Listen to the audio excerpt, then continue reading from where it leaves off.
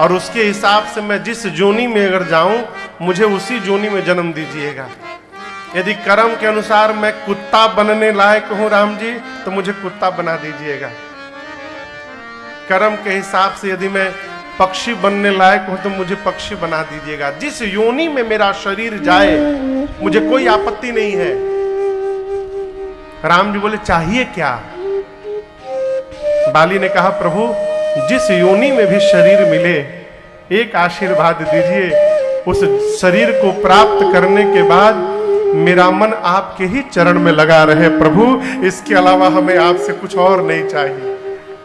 तहराम पद अनुराग।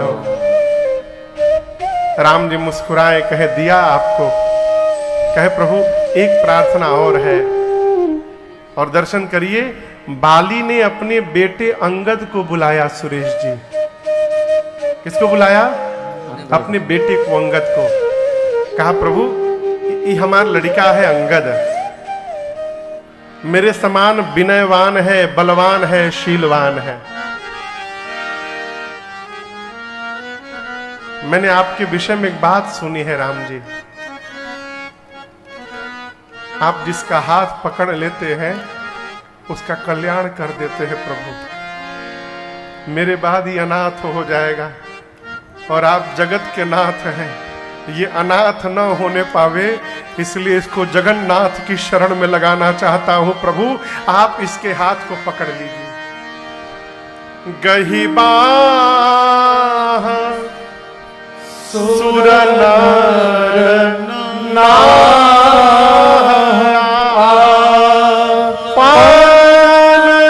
पानतास अंगद कीजिए दास अंगद कीजिए। बाली ने कहा मैं अंगद को नहीं कह रहा हूं कि ये आपको पकड़े। कितना सूक्ष्म गोस्वामी जी इस प्रसंग को लिख रहे हैं।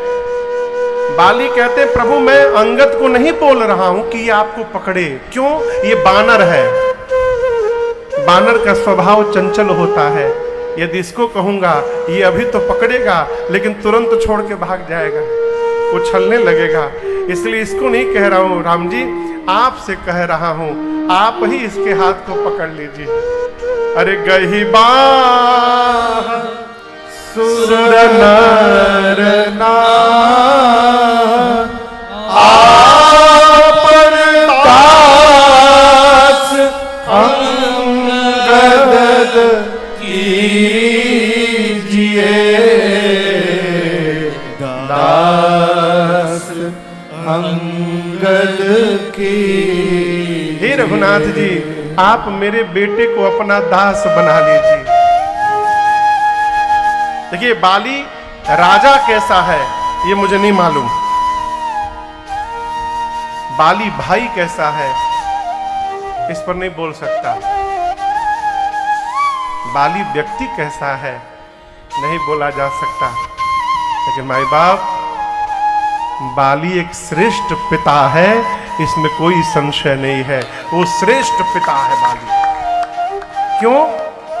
देखिए आदमी अपने व्यापार का उत्तराधिकारी ढूंढ लेता है।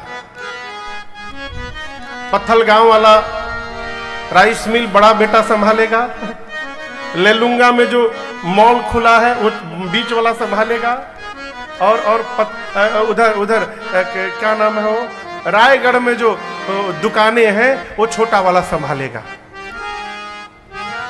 अपने व्यापार का तो उत्तराधिकारी हम ढूंढ लेते हैं, लेकिन अपने जीवन के भजन का उत्तराधिकारी नहीं ढूंढ पाते हैं। कि मेरे बाद इस माला को लेकर कौन जपेगा, हम नहीं ढूंढ पाते। चाबी आप दीजिए चाहे न दीजिए, आपके बाद आपके बेटे को ही मिलेगी। लेकिन यदि आपने भजन नहीं सौंपा तो वो भजन बेटे को जाएगी नहीं, वो आपके साथ ही समाप्त हो जाएगी। बाली ने मरने से पहले अपने बेटे अंगद को भगवान का दास बना दिया। श्रेष्ठ पिता वही है जो अपनी संतान को अपने रहते भगवान से जोड़ के चली जाए, भगवान से। कबीरदास जी कहते हैं, अरे चलती चाकी देख के दिया कबीरा रो, दुई पाटन के बीच में साबुत बचाना को। कबीरदास जी के घर में उनकी श्रीमती जी चक्की चला रही थी। वो चक्की समझते हैं जिसमें पहले गेहूं को पीसा जाता था घर घर। कबीरदास जी बैठे देख रहे हैं, चक्की के बीच में किल्ला रहता है, वहां छेद रहता है, उसी किल्ले में गेहूं भरा जाता है और चलाते हैं, और किनारे किनारे से चक्की के दो पट्टों के बीच से गेहूं पिस के आटा बन करके बाहर गिरता है। ये देख करके कबीरदास जी बोले, क्या अद्भुत दृश्य है, ये दो पट्टा क्या है, दिन और रात, सुख और दुख, जन्म और मरण, और इस जीवन के दो पट्टों के बीच में जो भी गया वो पिस करके ही बाहर निकला है, वो साबुत नहीं बचा है, वो पिस के समाप्त हो गया। समझ रहे हैं ना आप लोग मेरी बात? कबीरदास जी का एक बेटा है कमाल। कमाल कहता है, पिताजी आप जो कह रहे हैं वो सत्य नहीं है। आपने कहा कि इस दो पट्टे के बीच में जो गया वो साबुत नहीं बचा, खड़ा नहीं बचा, पिस गया। लेकिन आपकी भूल है, ध्यान से देखिए, जो बीच में किल्ला लगा हुआ है और उस किल्ले से जो दाना चिपक गया है, कितना भी चक्की चले उस दाने को कुछ नहीं हुआ है, वो दाना साबुत बचा है। ये किल्ला जानते हैं क्या है? ये जन्म और मरण के पट्टे के बीच में ये किल्ला भगवत शरणागति है, भगवान का शरण है। जो भगवान से चिपक जाए, इस पट्टे में रहने के बाद भी उसका बाल बांका होने वाला नहीं है। बाली ने अंगद को भगवान का दास बना दिया। राम जी के चरणों में प्रियता प्राप्त करके दृढ़ प्रेम करी, बाली ने शरीर का त्याग, प्राण का त्याग किया। गोस्वामी जी कहते हैं, जन्मत मरत दुसह दुख होई। जन्म लेते समय और मरते समय बहुत पीड़ा होती है, लेकिन बाली ने कैसे प्राण की त्याग किया? सुमन माल जिमि कंठते गिरत न जानई नाग। नाग कहते हैं हाथी को। हाथी के गले में यहां घाट नहीं होती। हाथी को माला पहनाइए, उसकी माला कब सरक के गिर जाए हाथी को पता नहीं चलता। आप माला पहन लेंगे तो सरकेगा क्या? गिरेगा।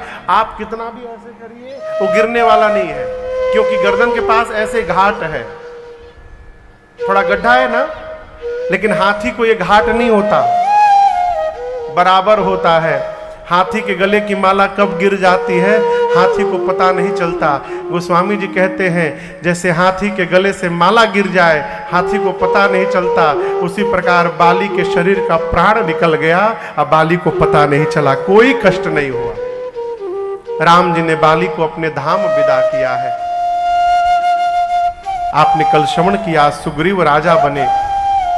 भगवान ने कहा, मैं चातुर्मास बिताने जा रहा हूं, मैंने आपका काम किया, आपको राजा बना दिया, अब आप मेरा काम करिएगा, सीता जी का पता लगाइएगा।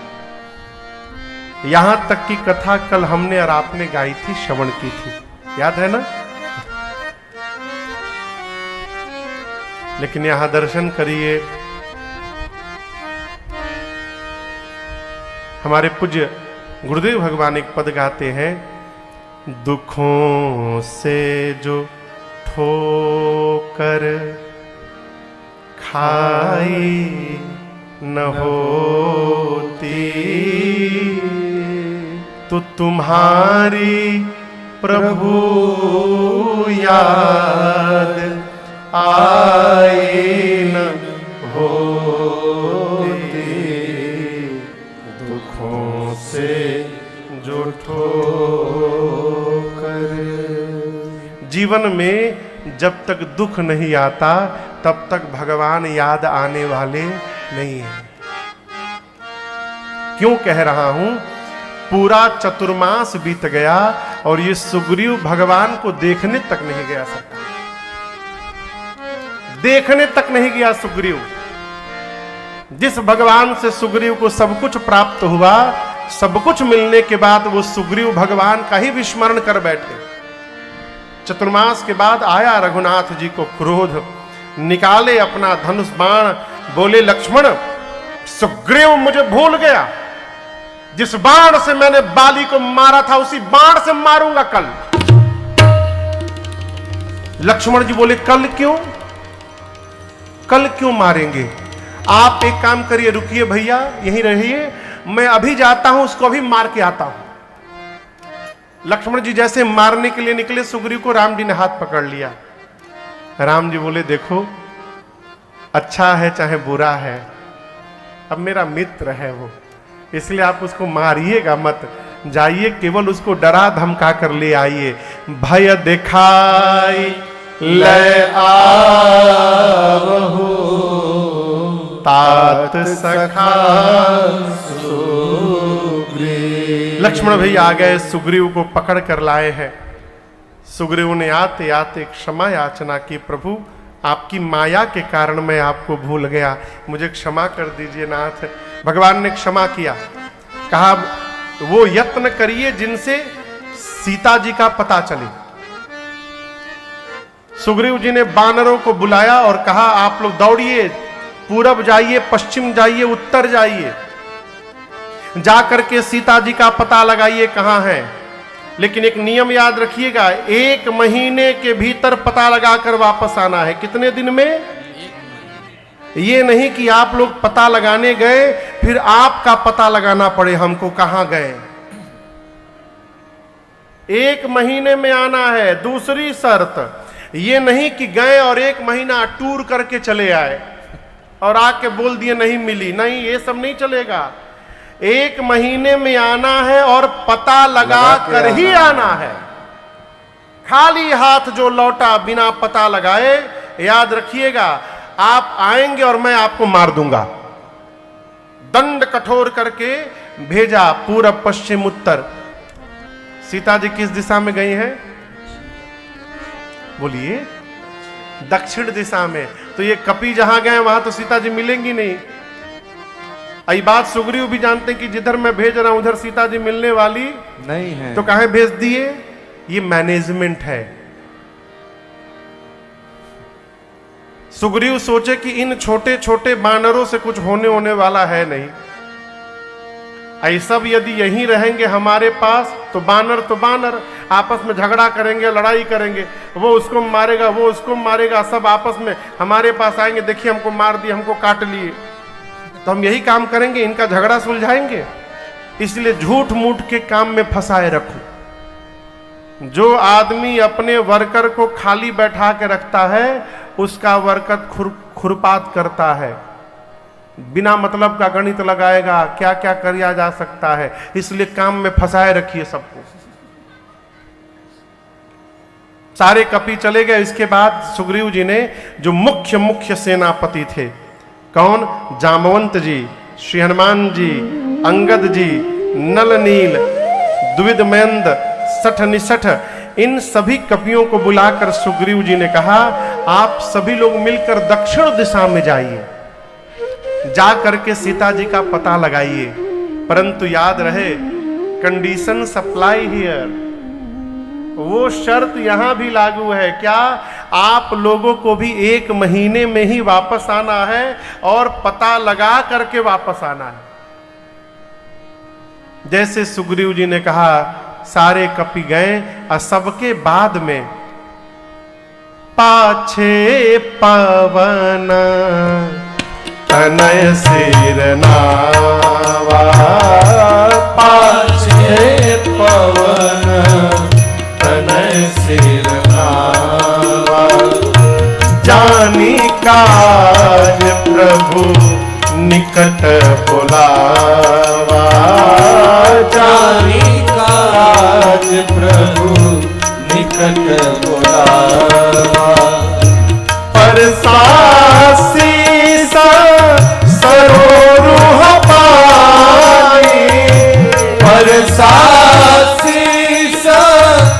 सरोरुह पानी कर मुद्रिका दीन जन जानी, कर मुद्रिका दीन जन जानी, कर मुद्रिका दीन जन जानी, कर मुद्रिका दीन जन जानी।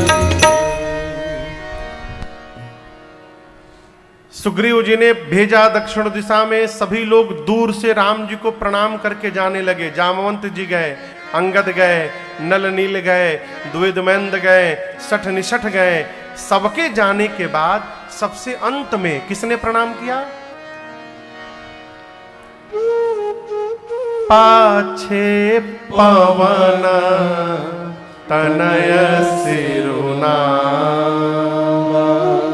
सबसे पीछे श्री हनुमान जी ने प्रणाम किया। और दर्शन करिए, बाकी लोग प्रणाम किए तो राम जी आशीर्वाद दिए, परंतु जब सबसे पीछे हनुमान जी प्रणाम किए तो राम जी बुलाए, इधर आइए, मेरे पास आइए। हनुमान जी आके भगवान के पास बैठे।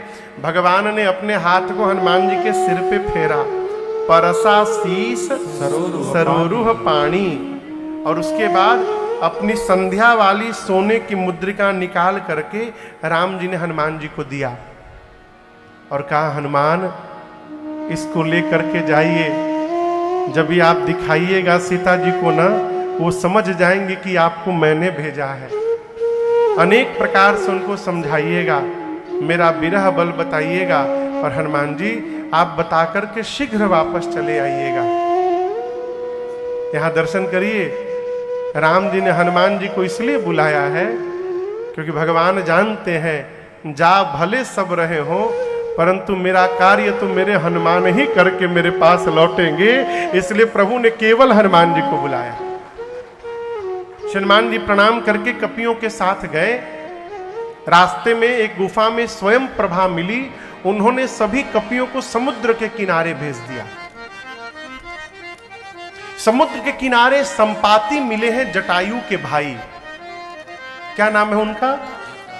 असंपाति जी ने सीता जी का पता बताया है। बोले, जामवंत जी मैं नित्य यहां से सीता जी को देखता हूं। जामवंत जी बोले, कहां देखते हैं? संपाति जी बोले, मैं देखा हूं तुम ना, मुझे दिखाई देंगी, आपको नहीं दिखाई देंगी। क्यों? क्योंकि गीधहि दृष्टि अपार, गिद्ध बहुत दूर तक देख सकता है, मैं गिद्ध हूं, इसलिए मुझे यहां से सीता जी दिखाई दे रही हैं। कहां है? जामवंत जी बोले, कहां है? गिद्ध संपाति बोले, इस समुद्र के भीतर 100 योजन दूर त्रिकूट पर्वत पर लंका नगरी है। उस लंका नगरी के अशोक वाटिका में एक अशोक के वृक्ष के नीचे सीता जी बैठी हुई हैं, मुझे स्पष्ट सीता जी दिखाई दे रही हैं। जामवंत जी प्रसन्न हो गए, बोले, बहुत बहुत धन्यवाद, आपने सीता जी का पता बता दिया हम लोगों को, बहुत धन्यवाद। और सहायता कुछ करिए आप हम लोग की, और सहायता करिए। जामवंत जी संपाति बोले, और सहायता नहीं कर सकता। क्यों नहीं कर सकते? बूढ़ भयऊ न करते कछुक सहाय, मैं बूढ़ा हो गया हूं, मेरे शरीर में बल नहीं है, नहीं तो मैं अवश्य सहायता करता आपकी। हाँ, एक कार्य और कर सकता हूं। जामवंत जी बोले, कौन सा कार्य? संपाति बोले, आप सभी लोगों में से कौन वहां जाएगा ये मैं बता सकता हूं। जामवंत जी बोले, कौन जाएगा? संपाति जी बोले, जो ना घई सत जो जन सागर, जो ना घई सत जो जन सागर, करई सुराम काज मतियागर, करई सुराम काज मतियागर, मोहि बिलो की धरहु मन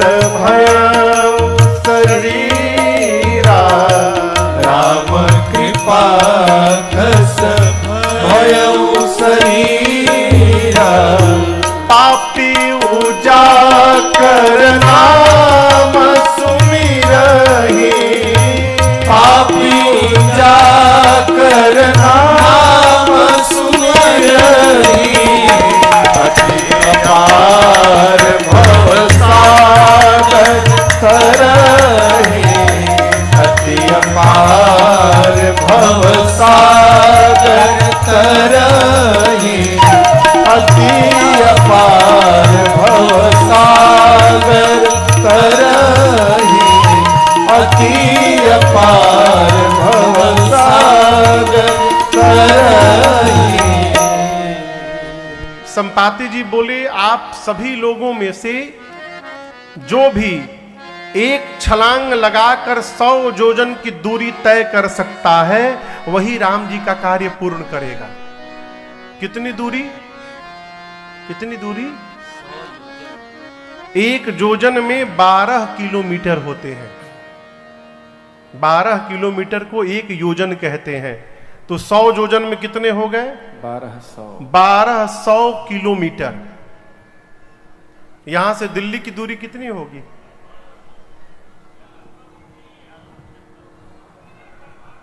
लगभग 1200 मान लीजिए।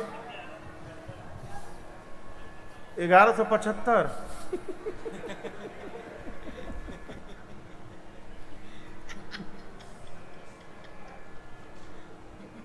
कौन ट्रेन जाती है वहां?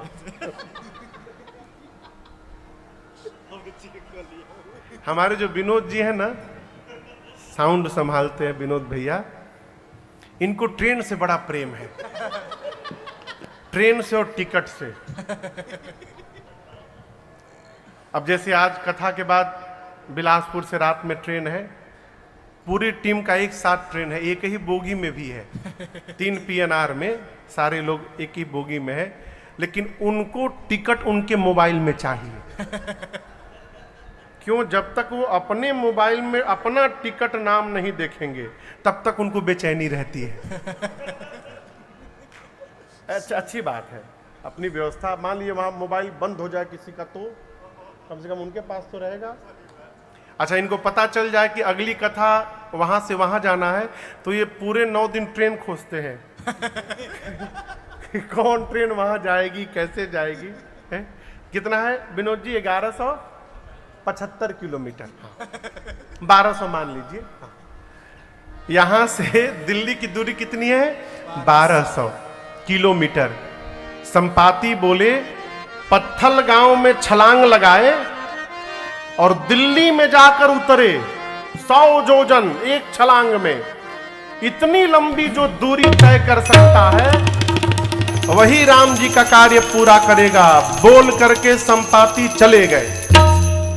अब ये जितने कपी गए हैं, सब आपस में बैठकर विचार शुरू हुआ, कौन जाएगा? वो इतनी दूर छलांग कौन लगा सकता है? एक कपी बोला, अरे क्या बताएं, हम तो एक बार 20 योजन मार दिए थे छलांग। तो दूसरा बोला, तुम क्या मारे हो 20 योजन? 30 योजन मार के मैं बैठा हूं यहां। तब तक एक कपी को और जोश आया, बोले तुम 30, तुम क्या मारे हो? जामवंत जी, मेरे नाम के आगे 50 योजन लिखिए, 50 योजन मैं जा सकता हूं। जामवंत जी सुन रहे हैं, मन में बोले, अरे तो धीरे धीरे बढ़ने लगे सब। 20 योजन से 30 योजन, 30 योजन से 50 योजन। जैसे कपी ने कहा मैं 50 योजन जा सकता हूं, जामवंत जी बोले, बजाइए ताली इनके लिए, 50% कवर हो गया। 50 योजन। और कोई वीर बैठा है यहां पर 50 योजन से आगे जाएगा? एक कपी ने कहा मैं 70 योजन चला जाऊंगा। जामवंत जी बोले, बस पहुंच गए, क्या बात, 70 योजन। और कोई वीर हिम्मत बांधिए, और कोई वीर इससे आगे जा सकता है? एक कपी पूरा सांस भर रहा है। जामवंत जी बोले, जल्दी बोलो कितना लिखे? बोले 90 योजन चला जाऊंगा। जामवंत जी बोले, बहुत सुंदर, पहुंच गए, बजाइए ताली इनके लिए। 90 योजन। हिम्मत बांधिए, वीर तुम बढ़े चलो, धीर तुम बढ़े चलो, सामने पहाड़ हो तो सिंह सी दहाड़ हो। कौन जाएगा 100 योजन? अब कोई सांस न ले, और 90 योजन वाला हर 2 मिनट पर उछल जाए, हम जाएं, बोले शांत रहो, 2 मिनट शांत रहो। कहां जाओगे? 90 योजन जा सकते हो ना, यदि तुम 99 भी योजन जाओगे तो पानी में डूब जाओगे। 100 योजन जाना है। आप सभी लोग अपने को युवा कहते हैं, शर्म नहीं आती युवा कहने में? मैं बूढ़ा हो गया हूं, मेरी जवानी यदि रहती तो मैं बताता 100 योजन किसे कहा जाता है। मेरी जवानी में भगवान ने वामन अवतार लेकर जब त्रिविक्रम रूप धारण किया, उस स्वरूप की मैंने 2 घड़ी में 7 परिक्रमा मारी थी। उभय घड़ी महदीनी 7 प्रदक्षिण धाई, तब मेरी युवा अवस्था थी। आज मैं बूढ़ा हो गया हूं, नहीं तो मैं बताता 100 योजन किसे कहते हैं। ऐ जब जवानी को ललकार दिया ना, अंगद को जोश आ गया। अंगद जी बोले, जामन जी मैं जा सकता हूं। अंगद कहे जाऊं मैं पारा, मैं जा सकता हूं। जामन जी बोले, शाबाश, बजाइए ताली इनके लिए, ये है वीर जाएगा 100 योजन। जामन जी बोले, आपका चेहरा क्यों उतरा है? आप जा सकते हैं तो प्रसन्न होइए। बोले, जा तो सकता हूं, वापसी की गारंटी नहीं है मेरी कि मैं रिटर्न आ पाऊंगा। जामन जी बोले, जब जाके आ ही नहीं पाओगे तो बीच में काहे बोल रहे हो? जाना नहीं है, जाकर वापस भी आना है। निज निज बल सब काहू भाखा, परंतु पार जाय कर संशय राखा। अच्छा आप बताइए, जाना किसको है? जोर से बोलिए। जिसको जाना है वो चुप बैठे हैं, और जो नहीं जाने वाला है सब अपना विजिटिंग कार्ड लेके बैठे हैं। 30 योजन, 50 योजन, 70 योजन, 90 योजन, 1 वे एंट्री। ये क्या है? जिसको काम करना होता है वो चुपचाप काम करता है, और जिसको कुछ नहीं करना होता वो केवल प्रेस वार्ता में रहता है और अपना फोटो खिंचवाता है, बस केवल प्रचार। जाना है हनुमान जी को, हनुमान जी मौन बैठे। कहां बैठे हैं? झाड़ी के पीछे जाकर राम सिया राम जय जय राम, राम सिया राम जय जय राम, राम सिया राम जय